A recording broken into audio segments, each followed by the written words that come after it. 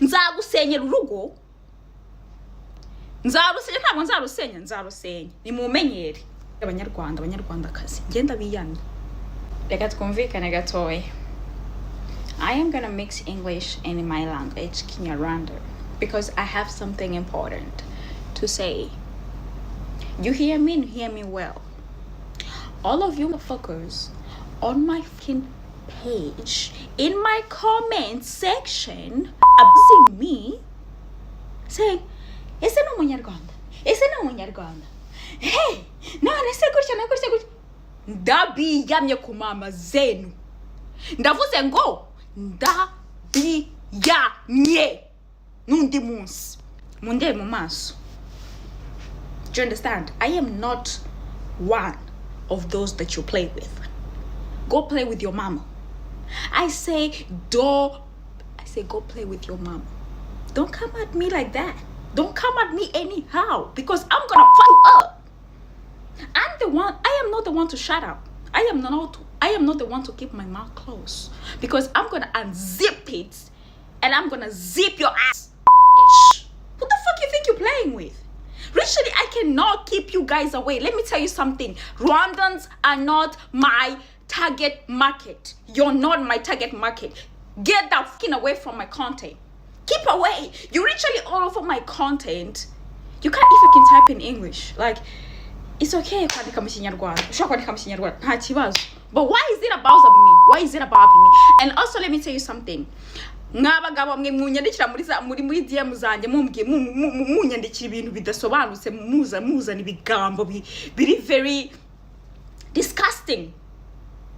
Kuri profile ufite umwana n'umugore. Sha nzajya ngo posting izo message zawe nshyireho ifoto yawe n'umugore wawe. Nzagusenyera urugo. Ntabwo nzarusenya nimumenyere. N'ikinyarwanda mashaka kumvuga reka ntibabwire nzabakorera ibitangaza.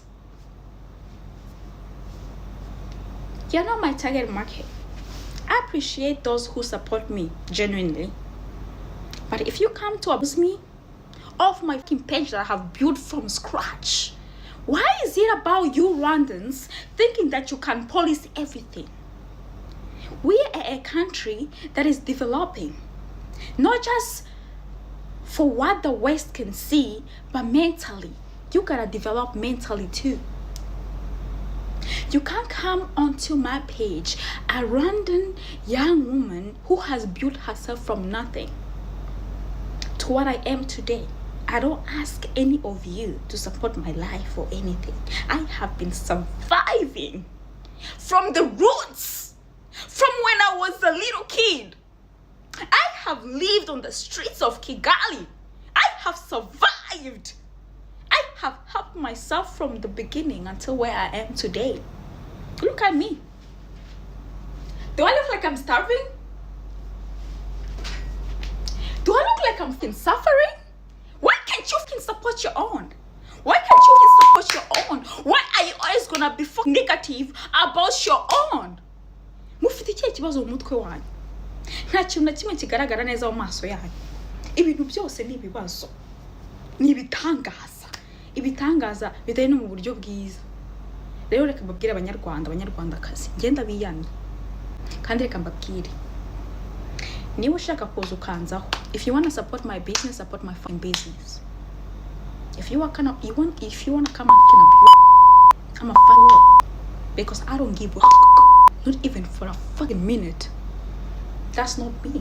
Ntabwo ari njye w'isimbi. Isimbi muzi mwanamenye guhera ku nshuro ya mbere. Ntabwo nigeze mpinduka. Ndacyari wa wundi. So n'undi munsi ku mama zenu. Nta kibazo ahantu hose njya muramforomo. Isha yewe we murankurikira kweri. Murankurikira muri nkishishi. Mwamutonze umurongo. Nta namwe mushobora kundeka. Mu mahoro. Ntabwo muri target market yanjye. Please.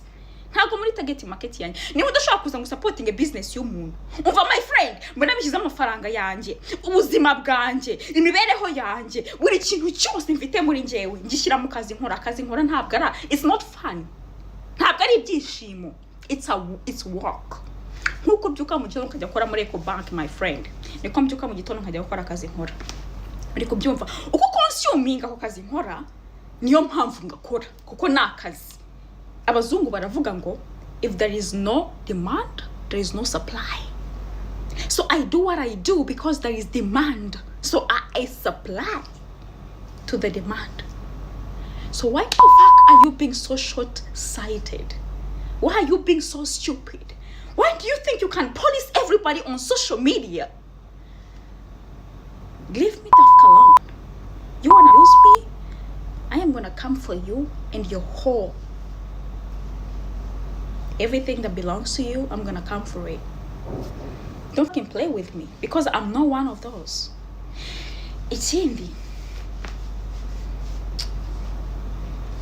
mwumva ko abanyarwanda ufite ubwenge bwinshi, muzi kuvugira ibyo muvugira ibiki n'ibiki. Reka mbabwire, ama Gen Z. I was born in 2000. Navutse mu 2000. Maze imyaka 25 kuri iyi si. Biko byumva. Ibintu byonyine nize mu buzima bwanjye, ibintu nigishije, ibintu si yanyigishije, naho ngeze mu buzima bwanjye. Niba nshobora kuba nibeshejeho nkigaburira nkikabura kimwe cyose mu buzima bwanjye nkeneye, warangiza wengegera. You low life piece of shit. You come to me and try to abuse me, harass me. Who the f think you? Anyways, reka turekerera ahangaha. Ariko rero reka mbabwire, mu bantu bose muzanaho umunwa, I am not one of them. I am not one of them. You come at me, I come at you hard as a rock. I'm gonna hit you where it hurts, bitch. Don't fucking come at me like that, because the fuck you're playing with. Isimbi.